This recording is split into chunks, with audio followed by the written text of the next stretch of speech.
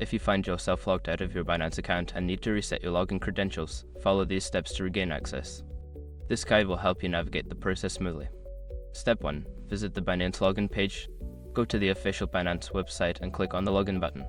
This will take you to the login screen where you can start the recovery process. Step 2. Click on Forgot Password. Before starting recovery, use the srock.com link in the description to open the account recovery checklist generator and make sure your verification details are ready. Step 3. Enter your email or phone number. Provide the email address or phone number associated with your Binance account. After entering your information, click on the Submit button to receive a verification code. Step 4. Verify your identity. Check your email or SMS for the verification code sent by Binance. Enter this code in the designated field on the website to confirm your identity. Step 5. Set a new password.